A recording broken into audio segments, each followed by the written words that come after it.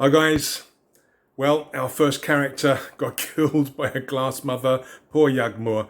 We are about to roll up the second character. I'm thinking that I'm going to keep the same map and sort of adventure in that same area with Mossmore, with the ruins and the, what was it called? Fearsome Pyramid. So I'll stay on the same map, grid map, with the same settlement. I honestly thought Yagmur had a chance against the glass mother with the... I think I had a decent chance of getting the surprise, and then the shock relic giving me 2 rounds of attacks. I just didn't consider the dice. Alas, the dice. Anyway, in this video, we're going to create our next character, and also, I think, going to do some prep work for scene 1. We will start the next video, the next set of gameplay with our new character and with scene 1. But here, let's set everything up.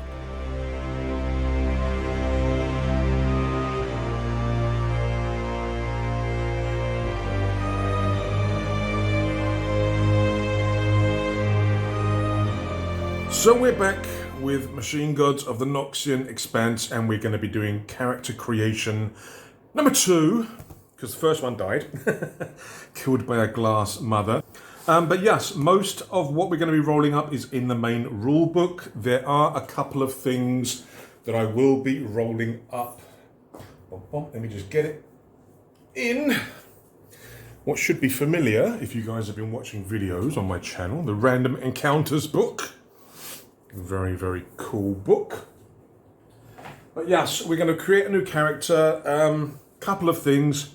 In terms of where we're from, I'm going to keep it as being from the Iron Valley, which is the place where this game is going to be, or this campaign is going to be located. We are going to be using the same grid map with what we started with the first character. So we still have Mossmore, the ruins where Yagmur, I think his name, the first character died, the Fearsome Pyramid. And down here in E7, we do actually have another settlement that we need to roll up. And I'll probably do that after the end of the character creation in this video, because we're going to do a little bit more prep work that we need before we do the gameplay in the next video. What we're going to do first is exactly the same as with our first characters. We're going to be rolling up our 6 attributes on 4d6 rather than 3d6. So if we go to the main rule book, bump, bump, squeak, squeak, here we go. Try and make sure it's all on camera, there we go. So, it's supposed to be 3d6 6 times, but I roll 4d6 and take away the lowest. I suppose I could use a dice tray for this, since we've got multiple dice. I think in the previous gameplay videos I wasn't using the dice tray because it kind of got in the way. It takes up a fair amount of the camera space. So let us begin with our second character so we can start playing gameplay videos, playthrough videos again. Right. Abilities. First one. Oh, hell yeah. We'll get rid of the 1. So that is, oh, wow, that's a 17. That is a great start. However, we shouldn't speak too positive because we know what the dice are like. I mean, again, go back and look at the video before this, the gameplay number 3 video, where I was fighting the glass mother, and you can see how fickle the dice gods can be. Yeah, here we go. Look, 8. Now this happened with the first character as well. Remember, we rolled an 18 and then we got a 7. Well, yeah, here we go, balance again. So 3, 6, 7, 8, ignore the 1. So we've got an 8. Yeah. Shouldn't say anything, should I? Oh no, oh no. Yeah, it's another 8. Oh no. Come on. Doink. 11. It's all going downhill. 2 more. Come on. Oh no. Really? Okay. Well, this character may not survive very long. Come on. Okay, so 16. Well, 3 8s. That's really not good at all, is it? Right, let us move this stuff out of the way. We'll continue. Oh dear. That's really not good. I mean, I've got a 17 and 16, but those 3 8s are going to be a real pain. All right, in terms of modifiers, the 17 gives me a +2. So does the 16. That's good, I suppose. The 11 gives me a 0. And the 8s give me -1. So, yeah. Right, next thing, background. This is going to determine where I allocate these numbers to the abilities and everything else. Oh no. Oh dear. Right, background. D20. Right, let's see what we get. Oh, a 13. An artisan. Okay. I mean, that could be anything, right? In terms of painter, sculptor, pottery maker, artisan. I mean, even things like entertainers, like a dancer, I suppose, could also count as an artisan, I suppose. All right, I've got a few things I can think about for that one. All right, but let me just write that down. Artisan. Okay, let's carry on with this. Now I'm thinking an artisan. I think I'm going to make them male. I think we'll see and see what figures I've got available. I mean, I don't, off the top of my head, I don't think I've got any sort of painter or sculptor miniatures. They're not very in really high demand in the fantasy or sci-fi gaming community to have the figure of a painter. Again, we'll leave this kind of a work in progress at the moment. In terms of abilities, oh, I don't know. Let's do a name. We can do a name while we're thinking, can't we? Bump. Okay, so a name. We got first and last names on percentage rolls. So first name is 92. 92 is Xuan Xian. Well, these are sort of Oriental style names. Again, I don't know. Oh God, I should know how to pronounce this. Being in Malaysia, we do have obviously a lot of Chinese. I do have a lot of Chinese friends, but Xuan is an X pronounced sh. Xuan, Shen, Xian, Xuan. Okay, well, I'll take this anyway. Actually, actually, since it's an Oriental style of name, could I justify an artisan background as being a martial artist? Because I have some, I think I've got some miniatures from Hassle Free, which are sort of martial artists. That could possibly work. All right, let me just write down the first name. Second name, we get a 58. 58 is Black Reed. Ooh. Okay. Wait a moment. Right, so I've just quickly gone online. And this is pronounced like Xuan, kind of what I thought. And it means spring or renewal. It's like a, I think, Chinese or Vietnamese word or name that can be used. Spring or renewal. And it's also unisex. So it can be found for males and females, which will give me a little bit of flexibility. Let me just drop this out for a moment. In terms of model miniature that I'm going to use. So I'm going to check my miniatures and see whether I've got something similar. But I'm thinking, because it's like an Oriental style of name, could I,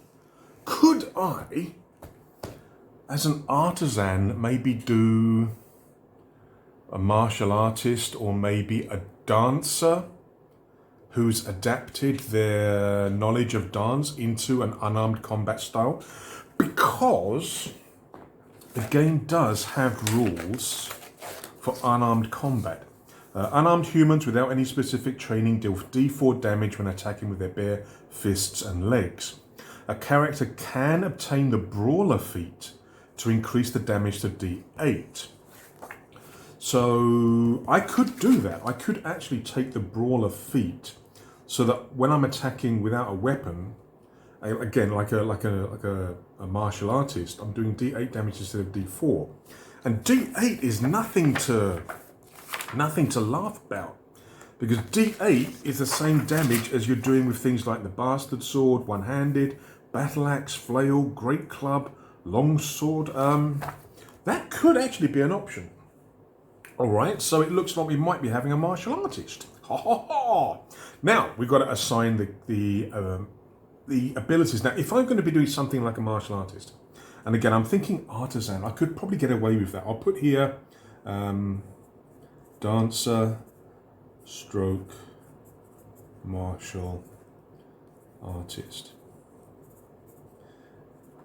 Maybe in terms of a narrative background, they started off as a dancer, but maybe they've learned to adapt their dance moves into an unarmed form of combat. I think the ancient Chinese, in terms of setting out the techniques and the mechanics of kung fu, actually did things like studied animals and also studied sort of, was it capoeira in Brazil? Capoeira was like a dancing sort of martial art. So maybe something similar to that. Okay, it's got a cool name as well. Xuan Blackreed. Dum-dum. Pretty good. Now I'm thinking that in this respect, with unarmed combat, I'm thinking, would attacks be using strength or dexterity? I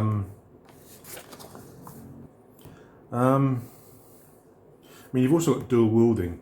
Normally, when you wield two one-handed weapons simultaneously, the attacks are considered to be against the target with the DR shifted up. So the difficulty when you're making an attack when you're wielding two weapons, the difficulty goes up one level, one shift up, but you deal an additional D6 damage per attack. Now, I could do something similar to that with unarmed combat. And then if I get dual wielder as well, you no longer increase the target's DR when dual wielding. So you do an additional D6 damage, but the DR doesn't shift up, it just stays the same. That could be good for like 2 feats, but then I'd have to take a drawback. That could possibly work, but unarmed combat, would it be strength or dex? Now, I mean, I do have a background in martial arts. I studied martial arts for many years when I was younger. And I know that there are certain martial arts that require or rely more on somebody's dexterity, and there are some martial arts that rely maybe more emphasis in terms of things like strength, for example. If you compare things like wushu and karate, for example. Wushu, the style is much more influenced by somebody's agility, whereas something like karate can also depend on somebody's strength. So I'm thinking that if unarmed combat, if you're not trained, I'm thinking that maybe it's sort of a generic strength based. But I'm thinking that if you're somebody like a martial artist, I'm thinking that you can actually choose to suit the style that you're using. In which case I could, I could put into strength and dex. Constitution could then be 11.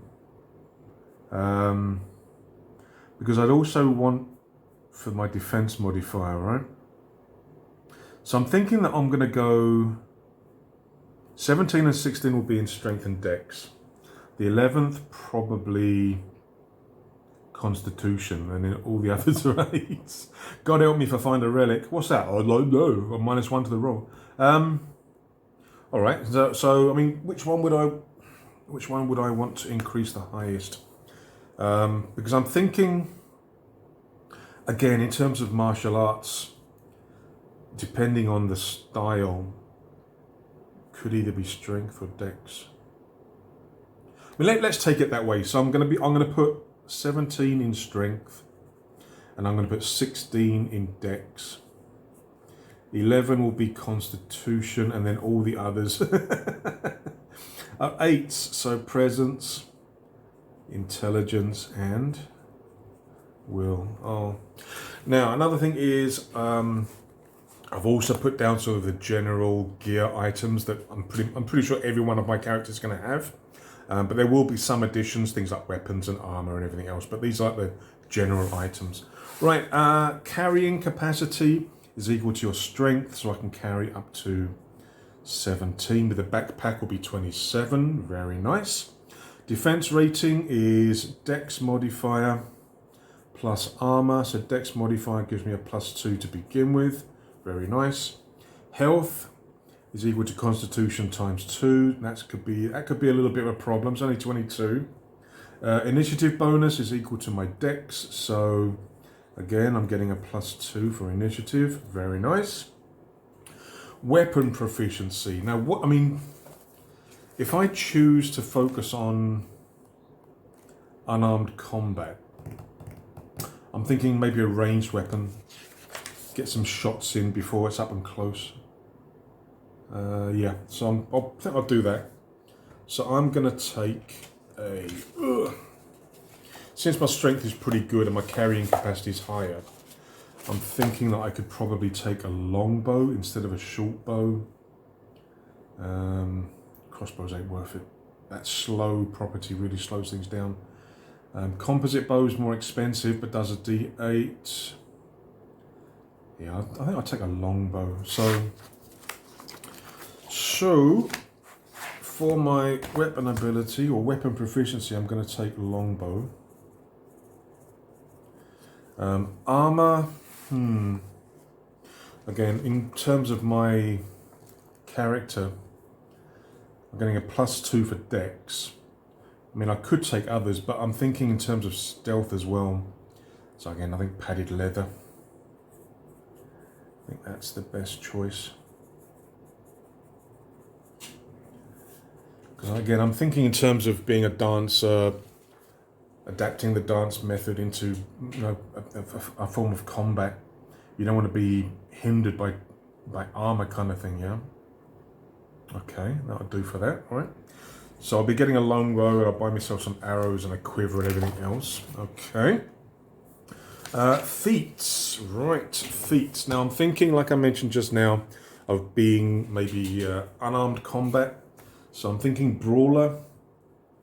I'll take that. So brawler. So unarmed. D8 damage. So I'll actually be doing D8 +2 because my strength bonus. Very nice. Now, do I want to take dual wielder as well? If I take dual wielder as well, I can basically do an extra D6 damage without modifying the roll. But I'm going to have to roll for a drawback.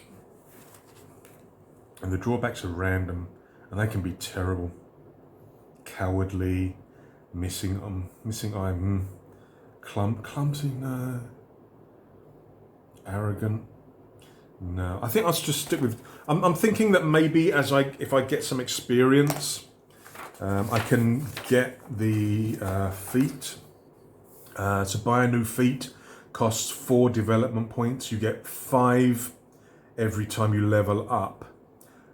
This can only be done once per level. So yeah, I mean, you can sort of hold development points to use at a later date if you want to. Yeah, DPs can be saved and used when a character needs them. So I'm thinking that when I got to level 2, I could use 4 of the 5 development points to actually get the dual wielder feat. It's going to require 50 XP. So it's not fast. This game is not a very quick. It's not quick to level up. Because, for example, if in the earlier gameplay, if I managed to defeat that glass mother, I would have got 4 XP. Plus 2 for the session. So there's only 6. Yeah, I need 50 to go up. But I think I'll do that. So I think I'll just stick with brawler. I won't take a drawback. But unarmed, I'm doing D8 damage. because I'm trained. I may look like a dancer, but I float like a butterfly, sting like a bee. Right, what is next? Next is the motivation, a little bit of background, a little bit more background info, a little bit of story arc. For the narrative, we need to roll a d20. Don't want to get what we had before. Let's have something new. An 18.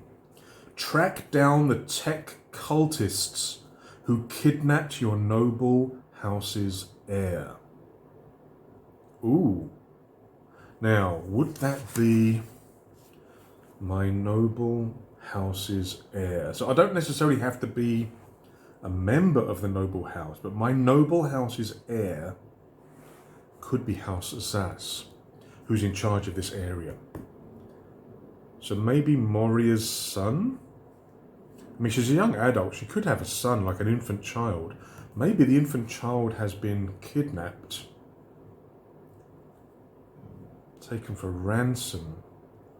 But maybe it's not widely known, and maybe that's another reason why she's kind of a bit crazy at the moment and very cautious. That could possibly work. Ooh, okay, so I'm going to write that down. 1 second. Right, only thing left to do in terms of the character is to finish off the gear. So let's quickly do that, because I've done most of it already. We start off with a weapon and armor of our choice, 10 rations, and a kifol containing 500 coins. And like I say, I've already selected a bunch of stuff that I want to get, including a backpack, a bedroll, torches, ropes, sacks, etc. Now, going back to over here, we want to have a longbow. So the longbow counts as heavy, okay. Longbow counts as heavy, so it takes up 2 item slots. We also want a quiver.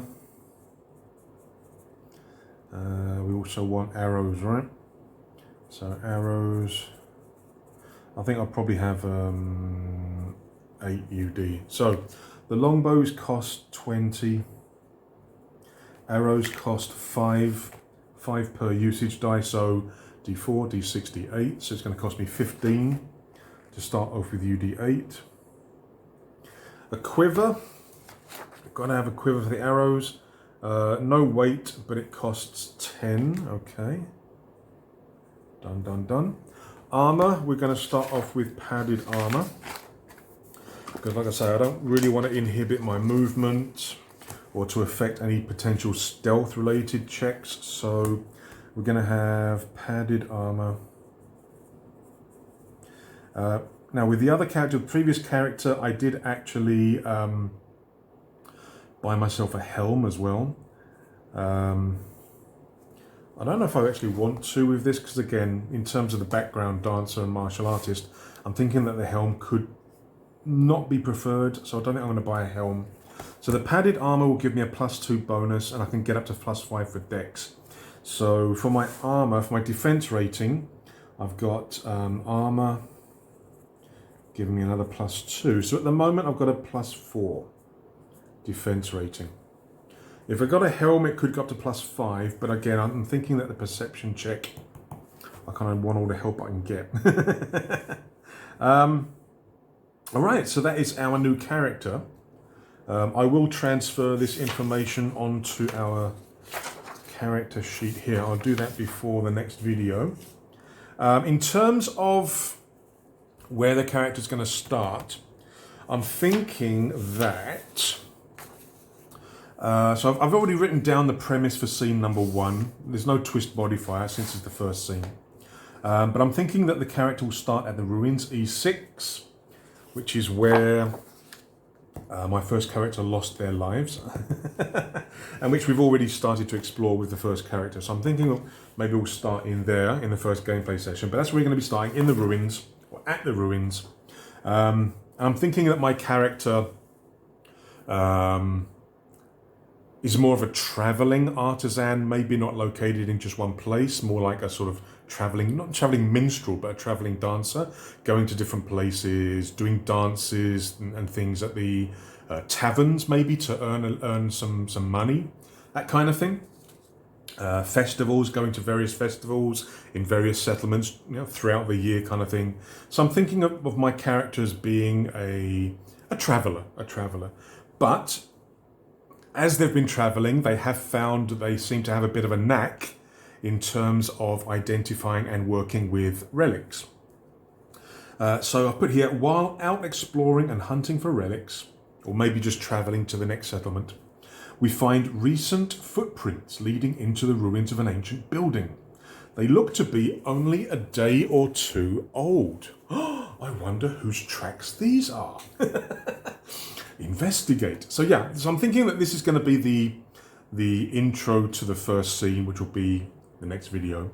And I'm thinking that at the start of the next video, we'll be rolling the twist to see if there is any kind of surprise or deviation to the scene description. That's the plan anyway.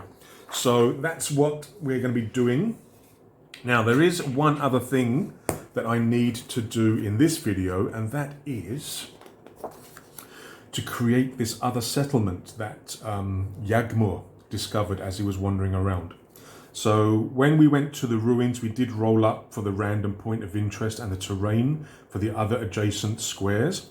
And in E7, we found an area of ancient debris which had a settlement within. So what we're going to do to finish off this video is we're actually going to be rolling up for this second settlement. Now I'm thinking that it's still going to be under the control of House Zas, because it's very close to Mossmore. I'm not thinking that they're going to be well, I mean, they could potentially still be rivals, but I'm thinking that it's still going to be under the protection and the under the cover of House Zas, which we rolled up last time. There we go, House Zas. So I may have to roll up another Overlord. We'll have to see. But again, I've just put down all the different things we need to roll up with space for me to write it in, just to save some time.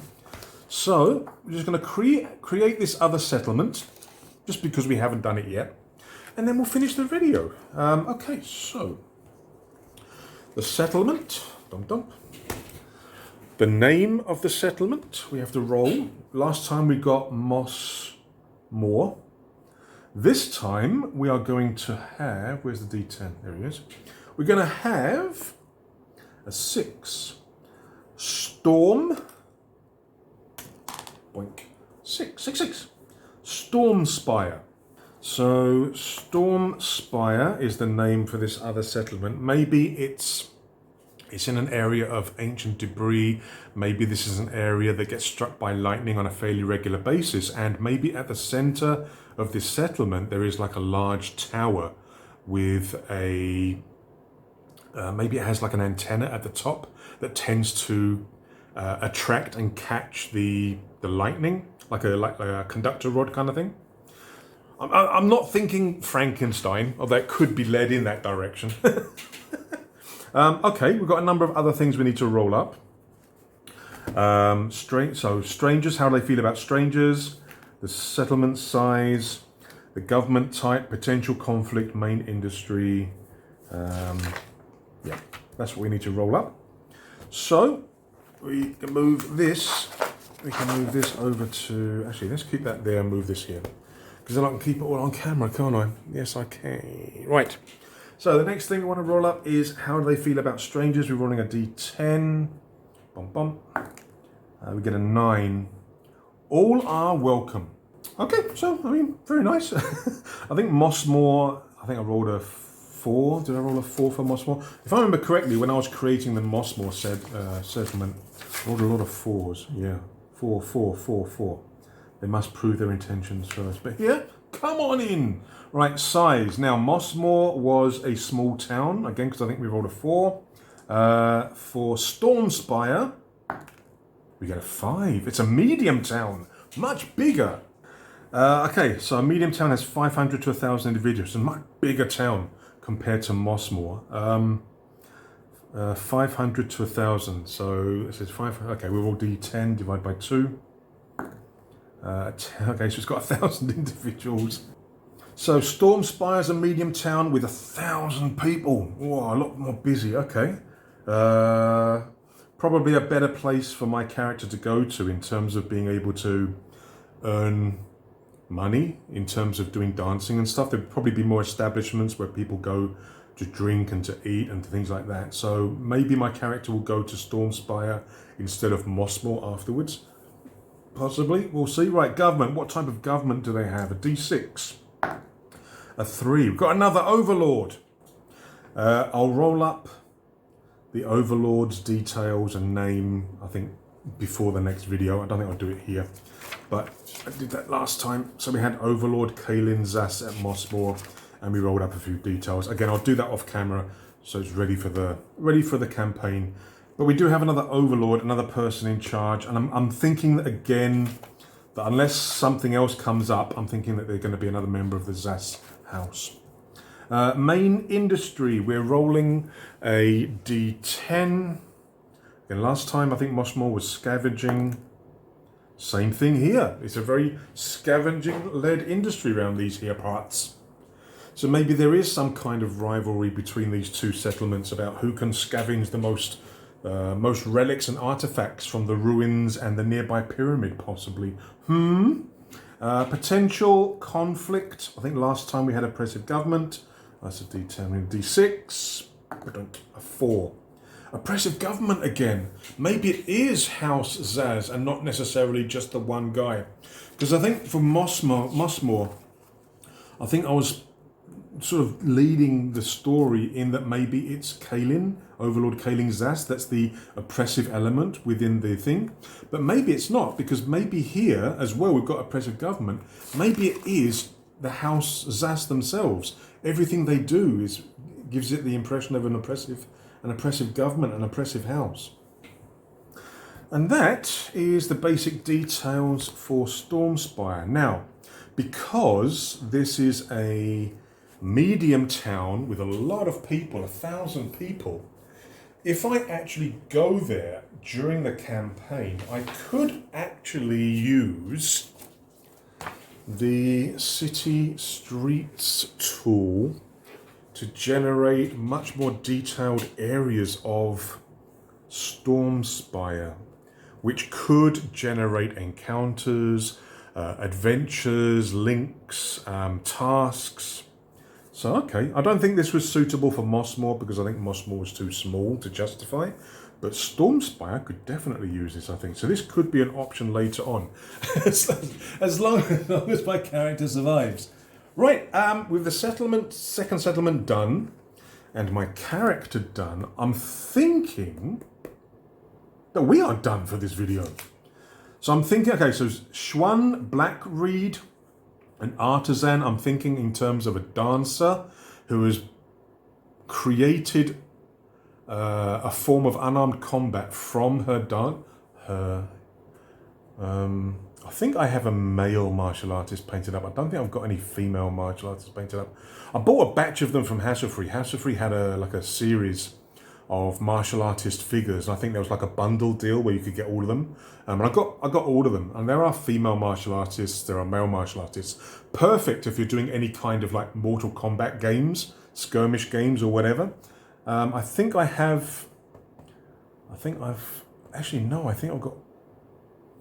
I've got a guy martial artist painted up, sort of Bruce Lee style. And I think I've got like a female ninja-esque figure painted up. So, okay, at the moment, I'm not 100% sure whether Schwan is going to be male or female. Again, I'll look at the miniatures and see what's available. But the name is actually unisex, so it could be male or female. 2 good stats, strength and dexterity, 17 and 16. 3 bad stats, intelligence, will and, is it will or wisdom? Will, I think. And presence, 8. 3 8s. But yeah, brawler, so we prefer unarmed combat in melee, doing D8. I think later on, as I level up, I'll get the dual wielder as well. And yeah, motivation, track down the tech cultists who kidnapped your noble house's heir. House Zas's heir. Tech cultist, I don't think there's a threat in here which is tech cultists, right? What would I use to represent tech cultists? Wouldn't be servitors, would it? Raiders? Slavers, scavengers. Yeah, there doesn't seem to be a sort of threat entry for tech cultists, so I'll have to figure out what threat, sort of what stat block to use for them. I mean, that could be something, again, a mission or a task that I pick up. Actually, yeah, that could be something that I actually pick up when I finish exploring these ruins and then go to Stormspire. I could actually be given this task, this motivation. I mean, it would be easier to explain why this is important to us if it's going to be like given to us the next time we go to a settlement. I mean, in this case, because I'm thinking that my character is a traveller, a dancer, an entertainer, an artisan in that form. Yeah, I'm thinking that maybe this motivation is not, it's like pending. I'm thinking that this could be a future task given to me, possibly. So what I'll do here is I'll put here, maybe I'll put pending question mark. Let me think about it. Because like I say, in terms of generating a story and including it into a narrative, a story for the character, I think it would be easier to include if it's given to us later down the road, as we come to the settlement, for example. All right, and I think we are done. I have to calculate how much coins I have left. It's not going to be a problem. I'm still probably going to have over 200 left. But I will transfer the info onto the character sheet.